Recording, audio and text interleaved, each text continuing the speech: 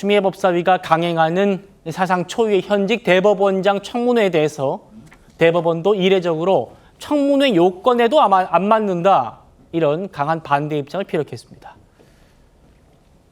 대법원장을 청문회 대상으로 삼고, 그리고 지금 재판하고 있는 지기현 판사를 또 청문하겠다고 청문회에 불렀습니다. 이거 사법부의 독립을 심대하게 침해하는 것 아닙니까? 결국에는 이제 전원합의 판결, 재판 절차와 판결 내용에 대해서 이것을 청문 대상으로 한다는 취지로 보여지기 때문에 사법권 독립이라든지 또 재판 진행 중인 사건에 대해서는 이제 국회가 조사할 수 없다라는 그런 이제 국정조사감사법에 따라서 대상이 되지 않는다고 생각을 합니다.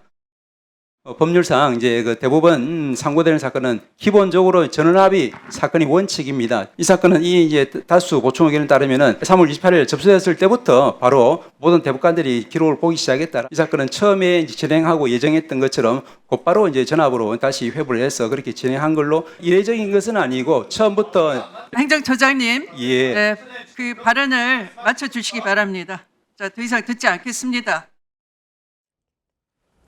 그러니까 이재명 대통령 선거법 사건 이거 회부한 거, 전압에 회부한 거 대법원장 혼자 한 게 아니다, 지금 이런 얘기한 거고, 그리고 지금 진행 중인 사건이기 때문에 청문 대상 자체가 안 된다라면서 팩트부터 법리까지 조목조목 반박한 건데, 오늘 조희대 대법원장도요, 신임 법관 임명식 축사에서 이런 얘기를 했습니다. 이어서 들어보시죠. 우리 헌법은 재판의 독립을 천명하고 법관의 신분을 보장하고 있습니다. 이는 오직 독립된 재판을 통해서만 사법부에 주어진 헌법적 사명을 온전히 수행하고 국민의 기본권을 충실히 보장할 수 있다는 역사적 경험에 기초한 것입니다. 그러나 재판의 독립은 저절로 얻어지는 것이 아니고 법관은 주권자인 국민에 대한 봉사자임을 한시도 잊지 말아야 합니다. 법관의 길은 결코 쉽지 않습니다. 때로는 감당하기 어려운 고난과 시련이 닥쳐올 수도 있겠지만 숭고하고 가치 있는 길이기도 합니다. 조기현 부위원장님, 지금 민주당이 얘기하는 팩트 자체가 틀렸다.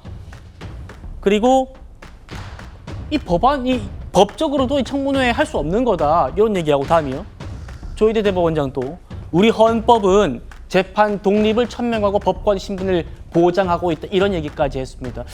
법원에서 상당히 반발하고 있다고 보십니까? 그렇죠. 저는 뭐 법원 전체가 아니라 일단 조희대 대법원장 등 일부의 반발이라고 보는데요. 천대엽 법원행정처장은 이전 정부에서 임명된 뭐 그렇습니다. 그렇지 그러니까 뭐 않습니까? 이 법관 자체가 사법부 독립에 예민한 사항이고, 특히 지금 뭐 청문회가 문제가 아니라 대법관 증언이라든가 사법개혁 전체에 대한 이 반발이 있기 때문에 그 차원에서 봐야 되는데, 청문회 대상이 아니라는 이 천대엽 법원행정처장의 의견에 동의하기 어렵습니다. 이건 재판의 결과에 영향을 미치거나 재판의 결과를 갖고 당부를 따지기 위한 청문회가 아닙니다. 조희대 대법원장의 대선 개입 의혹을 규명하기 위한 청문회고 국정조사 감사의 대상이 되는 의안이기 때문에 청문회가 가능합니다. 그건 천대엽 법원행정처장의 의견일 뿐입니다. 불가능하지 않고요. 그리고 대법원 대법관들이 사건 접수 직후부터 사건을 확인했다. 그런데 왜 로그 기록 내지 이 기록을 봤다는 증거를 국회에 제출하지 않죠? 28일 날 접수되고요. 대법원 아무리 중요한 사건도 이런 식으로 검토 안 합니다. 그리고 4월 21일에 이 이재명 후보 측에, 당시 후보 측에 답변서가 제출되고 그때부터 심리 절차가 진행되는 겁니다. 그러니까 그 다음 날 대법원 2부 소부 배당이 되지 않습니까? 근데 오후에 갑자기 전원합의체 회부합니다. 이틀 뒤에 사실상 평일을 거쳐 결론 짓습니다. 이 절차에 대해서 비판을 하기 때문에 대법원 사건 접수 이후에 기록을 다 검토하고 있었다, 이 주장을 지금 와서 하는 거 아닙니까? 지난번 국회 때 나와서 그럼 이렇게 얘기하지 않았습니다. 그리고 24일 날 사실상 결정하고 5월 1일 선고 지정을 했는데 4월 27일 민주당이 이재명 후보를 선출할 일정이 예정돼 있었습니다. 그리고 5월 1일 날 선고를 이틀 전인가 공지를 하면서 중계를 또 발표합니다. 그것도 이례적입니다. 그리고 대법원 파기환송 결정 이후에 그 다음 날 고등법원으로 기록을 또 보냅니다. 기록을 받은 고등법원은 즉시 5월 15일 변론기일을 지정합니다.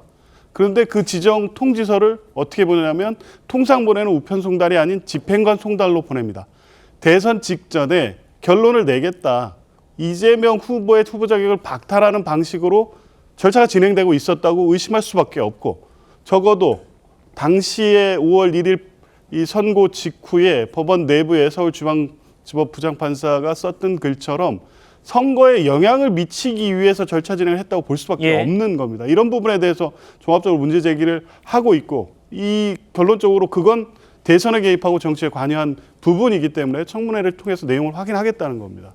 이건 청문회 대상이고 위법이 아닙니다.